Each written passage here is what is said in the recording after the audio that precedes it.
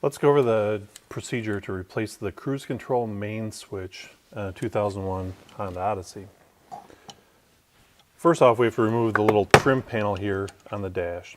Using a 90-degree little hook pick here to gently work my way around the panel, release all the clips, and pop it out of place. Now we can access the back side of the switch here and get to the electrical connector to release it and unplug the switch itself. Now there's just two little metal tabs here holding the switch into place and push it out the front side. We can take our new switch, which looks identical to the original, line it up, push it into place, plug in the electrical connector, reinstall the panel here, and the job is done.